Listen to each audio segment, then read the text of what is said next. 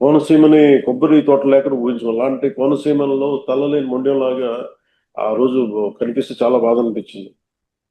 వెంటనే మంగళగిరి వచ్చి గౌరవ ముఖ్యమంత్రి గారికి తెలియజేసి వారికి 2 దశాబ్దాలు ఉన్న సమస్యను విన్నవించిన వెంటనే వారు కనీసం 45 రూపంలో ఏదో ఒక కన్స్ట్రక్టివ్ ఒక యాక్షన్ ప్లాన్ తీసుకోవాలి సార్ అని ఆయనకి రిక్వెస్ట్ చేస్తే ఆయన 45 రోజులు కాదని చెప్పి దాదాపు 34 రోజులు 35 రోజుల లోపే ఆయన మనకు కావాల్సిన 20,77,00,000తోటి ఈ రోజున ఈ డ్రైన్ డ్రెడ్జింగ్ పనులు ప్రారంభించడం, 8 కిలోమీటర్ల వరకు పూడిక తీయడం, 14.5 కిలోమీటర్లు గట్ల నిర్మాణం చేపట్టబోతున్నాం.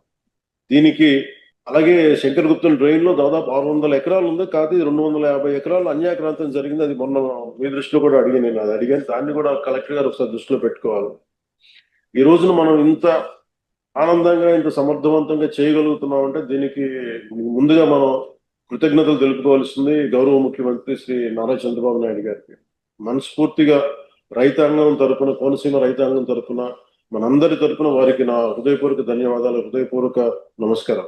ఎందుకంటే ఆయనకున్న ప్రయారిటీస్ లో ఒక సమస్య ఎక్కువ కాదు, ఒక సమస్య తక్కువ కాదు. కానీ ఇలాంటి పరిస్థితుల్లో సమస్య తీవ్రతను బట్టి అంటే ప్రజల అవసరాలను బట్టి అన్ని కూర్చొని, అంటే ఆయనకు కూడా లిమిటెడ్ ఫండ్స్ లో ఎలా మేనేజ్ చేయాలో ఆయన ఫైనాన్స్ డిపార్ట్మెంట్ తో కూర్చొని పయ్యావుల కేశవ్ గారితో, ఆర్థిక శాఖ మంత్రి పయ్యావుల కేశవ్ గారితో కూర్చొని దృష్టికి తీసుకెళ్లి చాలా చాలా ఎక్సర్సైజ్ చేసిన తర్వాత మన జిల్లా వరకు చిన్న ఫండ్ తక్కువగా అనిపించచ్చేమో, కానీ చూస్తే అది రాష్ట్రం అంతా దాన్ని పట్టుకుంటే అలా కొన్ని 100 కోట్ల నిర్ణయాలు, కొన్ని రోజుకి కొన్ని 100 కోట్ల నిర్ణయాలు తీసుకోవాల్సి వస్తుంటది.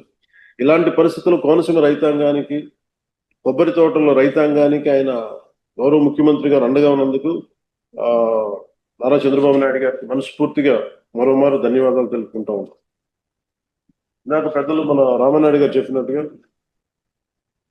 రైతు పక్షపాతం నాకు ఇవన్నీ తెలియదు, కానీ రైతు మనకు అన్నం పెట్టే రైతు ఏడిస్తే బాధపడితే చాలా బాధపడేవాడు.